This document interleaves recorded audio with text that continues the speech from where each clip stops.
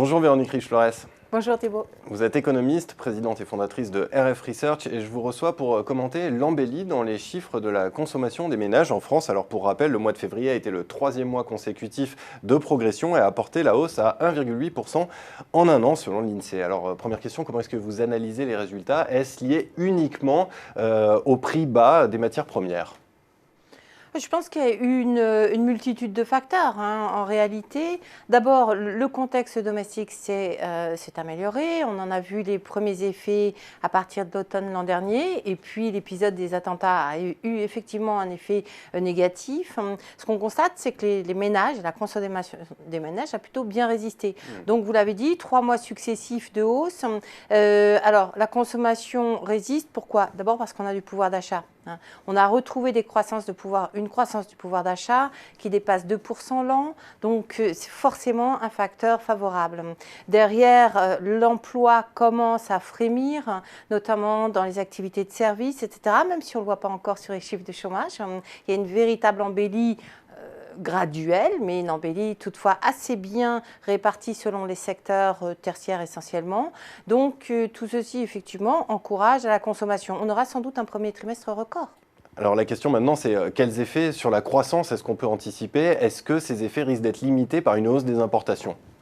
Alors, il y a un facteur, effectivement, en général, quand on a une reprise domestique en France, ça va assez vite du côté des importations. En revanche, l'amélioration du pouvoir d'achat permet également aux ménages d'avoir un peu plus de dépenses discrétionnaires. Ce n'est pas seulement l'achat de l'automobile. On constate également que le marché du logement se reprend. Donc, tout ceci devrait permettre quand même de bénéficier à pas mal d'activités dans le tertiaire, dans le commerce, etc. La grande question est davantage sur le risque que la mauvaise santé industrielle rattrape en définitive ou limite le potentiel d'amélioration qu'on commence à percevoir du côté tertiaire. Donc on ne peut pas vraiment dire que cette tendance va être durable? Disons que pour l'instant, compte tenu de la configuration internationale, c'est-à-dire quand même d'une absence totale de croissance de la demande mondiale, d'un environnement intra-européen qui est un peu moins porteur aujourd'hui qu'il ne l'a été il y a quelques trimestres, d'une menace américaine, et là on peut parler de menace de récession quand même vers la fin de l'année. Tous ces facteurs, sans parler de la hausse de l'euro récente, suggère quand même que l'amélioration dans l'industrie aura du mal à perdurer. Donc on a finalement quelque chose qui est menacé d'une relative mollesse à nouveau au deuxième semestre.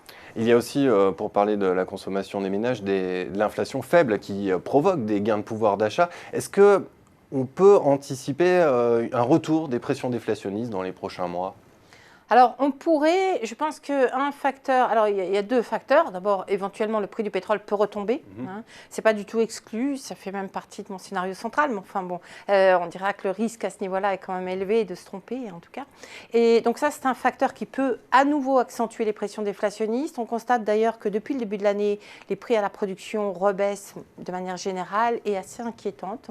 À ceci s'ajoute effectivement la remontée, bien que graduelle, du taux de change de l'euro, qui est en train de comprimer les marges à l'exportation, qui n'avait pas été énorme, mais qui avait quand même bien aidé à l'amélioration du contexte conjoncturel l'an dernier. Donc effectivement, on est encore largement incertain sur le panorama de l'inflation. En l'occurrence, il suffirait que les prix du pétrole se stabilisent, probablement pour évacuer peu à peu cette menace déflationniste. Mais on n'y est pas encore. Dernière question, Véronique Riche-Flores, est-ce que cette embellie sur la consommation des ménages est une tendance franco-française ou alors cette situation est transverse en Europe ? Non, c'est assez transverse. On était plutôt en retard en réalité. Donc, ça fait du bien de voir enfin les choses se déclencher dans le bon sens en France, incontestablement. Maintenant, ce qui est le changement par rapport à nos partenaires, c'est que dans beaucoup de pays, on a l'impression que la reprise domestique commence à s'user.